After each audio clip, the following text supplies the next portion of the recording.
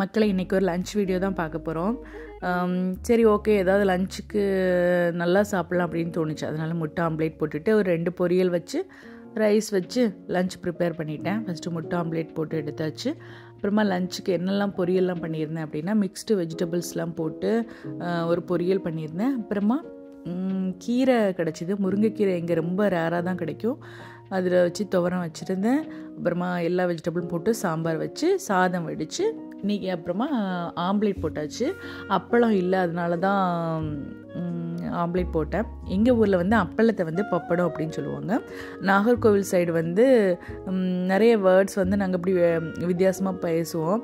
அதே மாதிரி போர் அடிக்குது அப்படின்னா சிறையாக இருக்குது அப்படின்னு சொல்லுவோம். அப்புறமா டயர்டாக இருக்குது, என்னால் முடியலை அப்படிங்கிறத வந்து எனக்கு கழியலை அப்படின்னு சொல்லுவோம். வேறு இன்னும் நிறைய வார்த்தை இருக்குது. அப்புறமா யாரையாவது பாசமாக பேசுகிறப்ப அவங்கள்ட்ட சொல்லு மக்கா அப்படிம்போம். மக்காங்கிற வேர்டு வந்து சும்மா ரொம்ப பாசமாக இருக்கவங்க கூப்பிடுற மாதிரி ஒரு வேர்டு. அப்புறம் குழந்தைங்க கொஞ்சம் போது மக்களே அப்படின்னு சொல்லி கொஞ்சுவாங்க. இந்த மாதிரி நிறைய வார்த்தைகள் வந்து யூனிக்காக வித்தியாசமாக இருக்கும். நான் வந்து சென்னையில் ஒரு 4 வருஷம் ஒர்க் பண்ணேன். அப்போ ஊர்லேருந்து போகிறப்ப இந்த மாதிரி வார்த்தைகள்லாம் பேசுகிறப்ப நீங்கள் கேரளா சைடா அப்படின்னு கேட்பாங்க. ஆக்சுவலி எங்கள் ஊர் வந்து கேரளா அந்த பார்டருக்கு பக்கத்தில் இருக்கிறதுனால அந்த மாதிரி கொஞ்சம் வேர்ட்ஸ் வந்து தமிழும் மலையாளமும் மிக்ஸ்டாக இருக்கும். அப்புறமா நம்ம சென்னை போகிறப்ப இந்த மாதிரி ஏதாவது களியல்ல அந்த மாதிரியெல்லாம் எனக்கு வந்துடும் அந்த டைமில். அப்போ நிறைய பேர் கலாய்ப்பாங்க. இப்போ நம்ம சென்னைக்கு புதுசு வேறையா, அப்போ ஐயோ இந்த வேடெல்லாம் வந்துருமான்னு பார்த்து பேசுவோம்.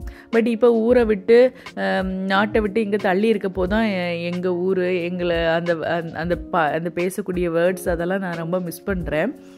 எங்கள் வேர்டு எங்கள் பேச்சு எல்லாமே வித்தியாசமாக யூனிக்காக இருக்கும், ரொம்பவே அழகாகவும் இருக்கும்.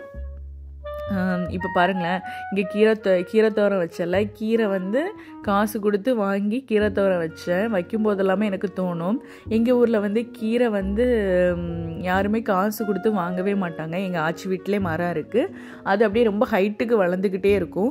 அப்போ சரி அப்படின்னு அந்த ஹைட்டை வெட்டும் போதே அந்த ஸ்ட்ரீட்டில் இருக்க எல்லாத்துக்குமே கீரை வந்து கொடுத்துருவாங்க, சும்மா ஃப்ரீயாகவே கொடுத்துருவாங்க.